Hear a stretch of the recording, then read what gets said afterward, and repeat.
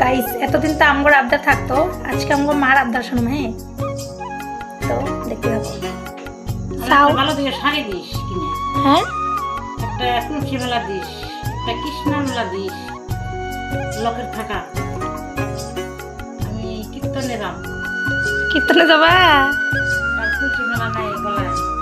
আচ্ছা বাবা, তোমার তুলসী মালা নেবো। আর কি লাগবো? শাড়ি লাগবো? শাড়ি একটা ভালো দেখে, কি কালার?